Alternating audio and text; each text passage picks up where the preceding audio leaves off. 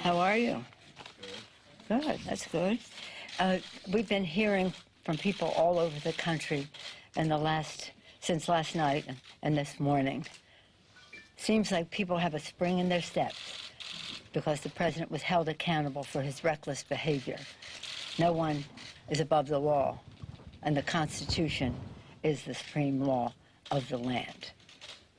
No one is above the law, and the president has been held accountable. It really is interesting to see the response that we are getting, bipartisan, across party lines. I myself want to say I have a spring in my step because of the moral courage of our caucus. To see them all, so many of 100 members, go to the floor, that's all that we had time for, to go to the floor and speak about our Constitution, about the facts of the case, so clearly, so patriotically, so prayerfully, and so solemnly, but so definitely. Just to get this off the table right away, we impeached the president immediately. Everybody was on to the next thing. The next thing for us will be when we see the process that is set forth in the Senate, then we'll know the number of managers that we may have to go forward and who we would choose. That's what I said last night. That's what I'm saying now.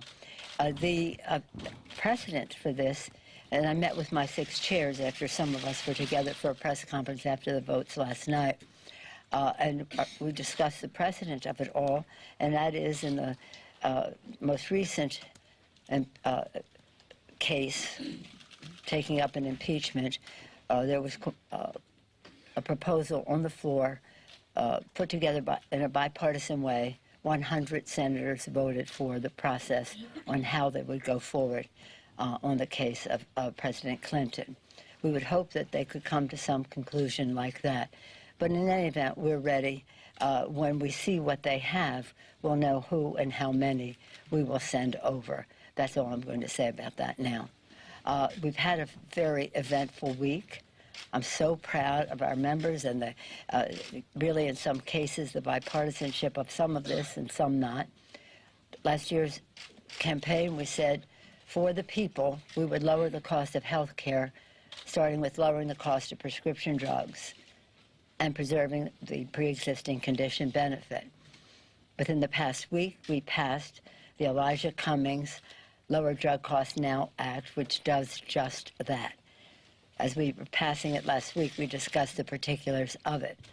But with the savings that we gained from that, I think it's important to note that we already said we would be spending the hundreds of billions of dollars in savings on expanding benefits for Medicare, dental, visual, hearing, and the biggest expansion of Medicare since its inception. Next, we did lower an important bipartisan bill, the appropriations bill, to keep government open and to do so early enough so that you knew to make your weekend plans and get started for all the holidays you may be observing. And that was a major accomplishment. It took constant back and forth, but we ended up, as I have always said, as an appropriator myself, one forged in that culture, left to their own devices, the appropriators can get the job done. And I salute Chairwoman Nita Lowey for her work, the ranking member as well. And we're very pleased with that legislation. I guess I'll take up cloture or something on the Senate pretty soon, and hopefully it will be on its way to the President for a signature. Before I leave the subject of impeachment, though, let me commend our 6th chairman, Adam Schiff. Adam Schiff, Jerry Nadler, Chair of Judiciary, so proud of him, Maxine Waters, Financial Services, Richie Neal, Ways and Means Committee, Elliot Engel, the Foreign Affairs Committee, and also a very important committee chaired now by Carolyn Maloney, the Gov Reform Committee. I said last night and I say today, while he isn't with us today physically here, Elijah Cummings is with us in spirit. The foundation he helped lay for justice is with us. And he said, when we're dancing with the angels, what will we know about what we did to keep the Constitution intact? when he said that, it was very prescient. Little did we know that by the time we passed the impeachment resolution, well, the articles of impeachment, that he would be dancing with the angels. Right now, as we speak, they're debating on the floor the U.S., Mexico, Canada trade agreement. I hear my colleagues on the floor last night saying, well, if we weren't doing this, we could do Mexico. Well, we are doing Mexico.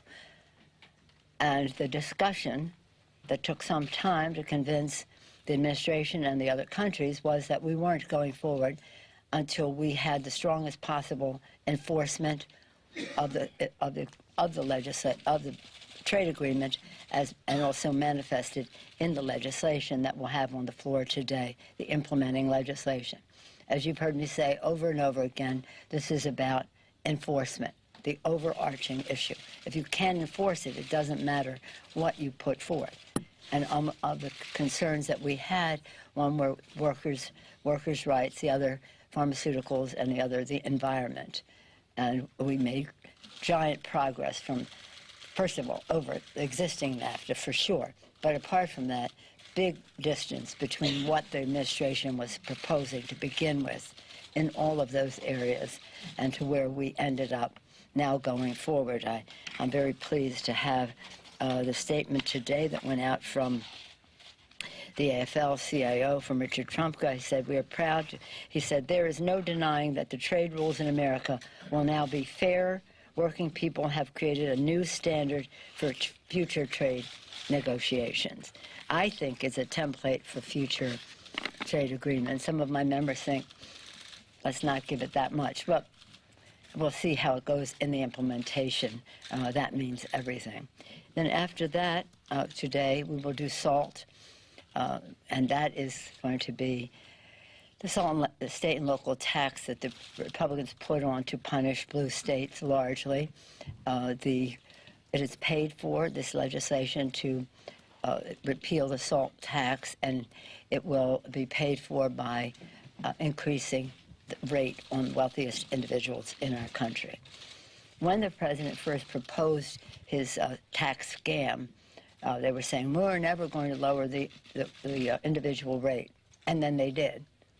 And now we will raise it again to repeal the SALT. So we're very proud of what we have done. As you know, the Republicans keep saying, well, we should be working. You know, we've sent over 400 bills, 275 of them sitting on Mitch McConnell's desk. Well, 400, but 275 of those, at least, are bipartisan. The range of subjects is, well, you've heard me say it, but bears repeating, I think.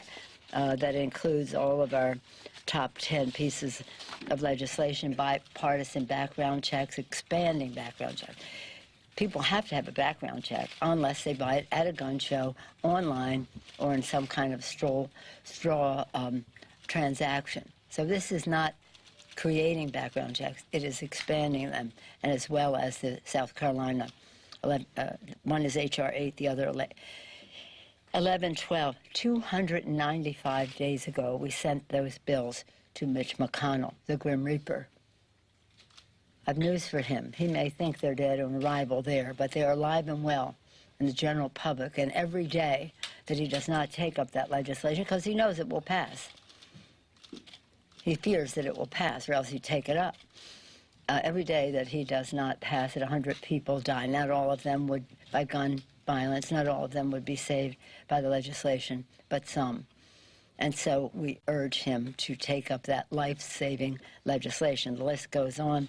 Paycheck fairness, equal pay for equal work, Violence Against Women Act, again, about women, the legislation to raise the minimum wage of the 30-some million, 32, 33 million people who will get a pay raise with the increase in the minimum wage. Over 20 million of them are women. The Equality Act and Discrimination Against the LGBTQ Community, Dream and Promise Act, the SAFE Act, Save Our Federal Elections Act, Butch-Lewis Act, Protecting Pensions for America's Workers, Farm Workforce Modernization Act, which we passed the other day. It was bipartisan support and has bipartisan support inside and outside the Congress. Again, lower drug costs now. One other bill that we did pass that we had an enrollment ceremony, perhaps some of you came, was the Future Act, and that was about minority-serving institutions, Hispanic-serving institutions, historically black colleges and universities, higher education institutions that deal with our Native American population. It's very important. We sent it. That did pass, and that is on its way to the president.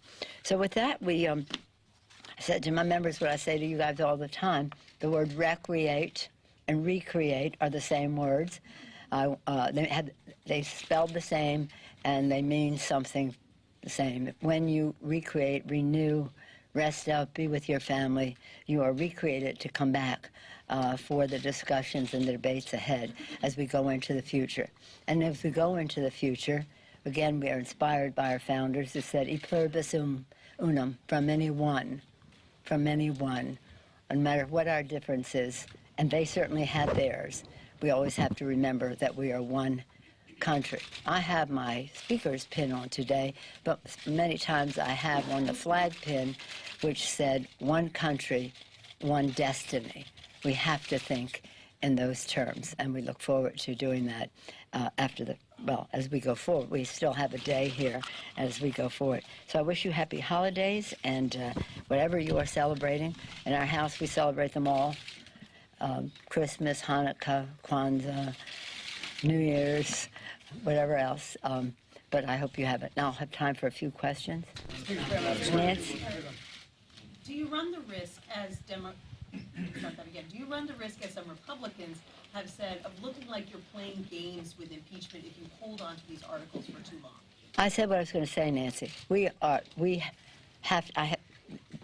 When we bring the bill, which is, just so you know, there's a bill made in order by the Rules Committee that we can call up at any time in order to send it over to the Senate and to have the provisions in there to pay for the impeachment.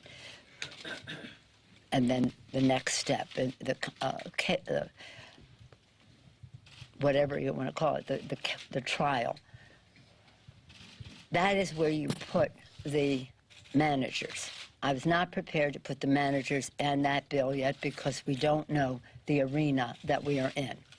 Frankly, I don't care what the Republicans say.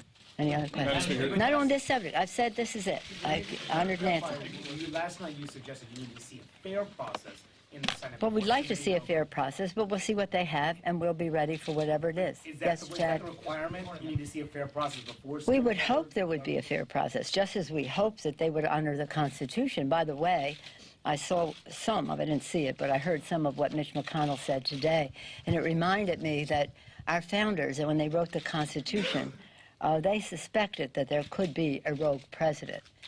I don't think they suspected that we could have a rogue president and a rogue leader in the Senate at the same time. Yes, Madam Speaker. To that end, you have talked and criticized Senator McConnell today. Any other questions on any of this? Anybody want to talk about Mexico Free Trade Agreement?